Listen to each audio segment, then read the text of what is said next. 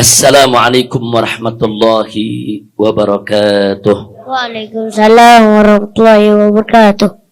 Bismillah walhamdulillah wassalatu wassalamu ala rasulillah wa ala alihi wa sahbihi wa mawalah.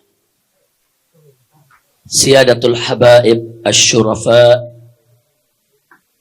wa fadilatul ulama'il ahibba, ahlan wa sahlan wa marhaban bikum jami'a. Sarraftumuna wa nawartumuna wa farrahtumuna. Sarraftumul makan wa nawartumul majlis wa farahtumul qulub. Fajazakumullahu khaira jazaa. Waffaqakumullahu lin najah wal falah wal istiqamah fid din wad dunya wal akhirah. Amin ya rabbal alamin. Ahiba'il kiram, kumpulnya kita di tempat ini luar biasa. Kalau para ulama salaf pernah mengatakan, saudara, di antaranya Ibn Uyainah radhiyallahu taala anhu, beliau pernah mengingatkan bahwa inda dzikris shalihin tanzilur rahmah. Manakala kita mengingat atau mengenang atau bercerita tentang orang-orang soleh, maka itu menjadi penyebab turunnya rahmat. Nah, kalau kita mengenang orang-orang soleh, bercerita tentang orang soleh, bisa menjadi penyebab turunnya rahmat.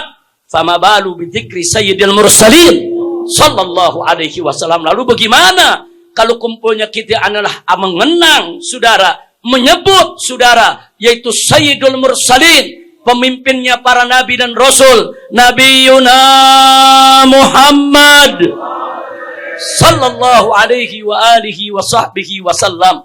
Maka tidak akan pernah kita ragukan, saudara, niscaya di tempat di mana kita terus menyebut nama beliau, di mana tempat di mana terus kita berselawat kepada beliau, di situ akan turun aneka ragam berkah rahmat dari Allah Subhanahu wa taala untuk kita semua. Amin ya rabbal alamin. Bagaimana tidak? Nabi sendiri alaihi salatu wassalam bersabda dalam salah satu hadis sahihnya, beliau nyatakan dengan tegas, man shalla alayya salatan sallallahu alaihi biha asyarah.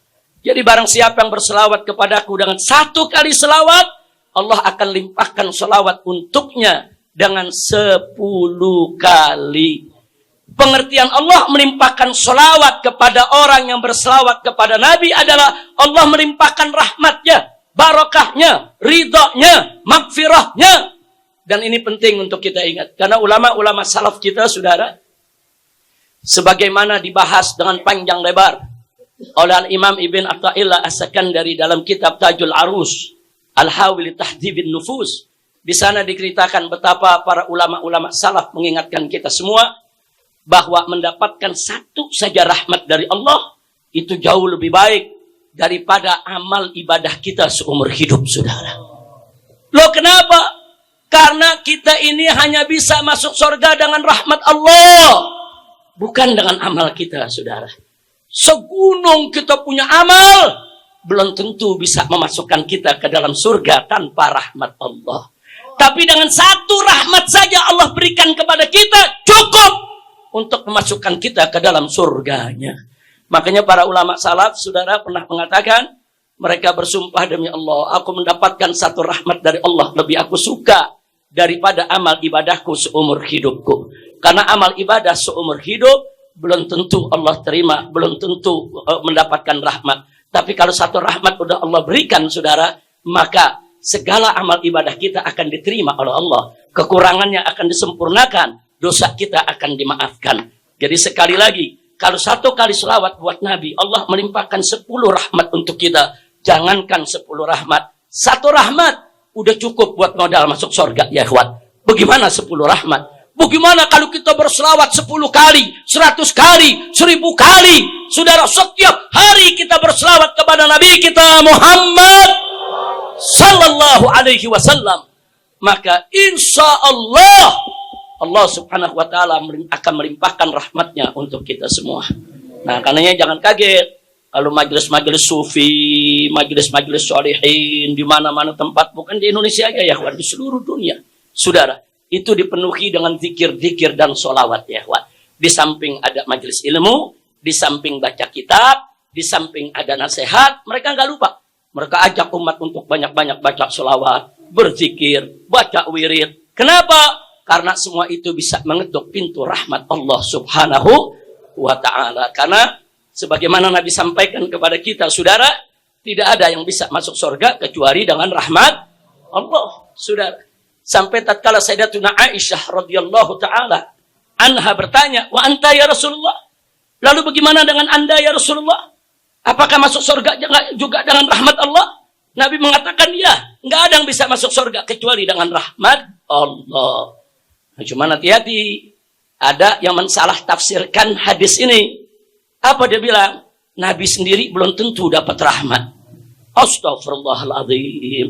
Ini tafsirnya ngawur ini ya, kawan. Ini bukan pakai tafsir Jalalain ini. Tafsir jalan lain dia pakai ya, kawan. Na'udzubillah min. Nabi itu, saudara, bagaimana nggak dapat rahmat? Ngawur. Nabinya sendiri rahmat, saudara. Allah menyatakan di dalam Al-Quranul Karim, wa ma arsalnaka illa rahmatan lil alamin. Saudara, Allah yang menyatakan, tidaklah kami mengutus engkau wahai Nabi, tidaklah kami mengutus engkau wahai Rasul, wahai Muhammad, illa melainkan rahmatan, sebagai rahmat lil alamin, untuk semesta alam. Nabi itu sendiri diutus oleh Allah sebagai rahmat. Kalau dikatakan sebagai rahmat, hatta zat Nabi, apa yang dibawa Nabi, semuanya berisikan rahmat, saudara. Nah, lalu kalau Allah jadikan Nabi sebagai rahmat, kok bisa ada yang mengatakan Nabi belum tentu dapat rahmat? Ini yang bicara begini mesti syahadat lagi ya, kawan. Hati-hati, hati-hati, hati-hati. Kadang-kadang orang kalau kepintaran jadi keblinger ya. Nah, makanya, saudara, penting. Di samping kita tabligh akbar, di samping kita buka kitab, di samping kita ngaji, di samping kita amar ma'ruf nahi munkar, jangan lupa buka majelis sholawat, buka majelis zikir, buka majelis marhabanan, supaya hati kita nggak kering ya, ikhwan. Insya Allah.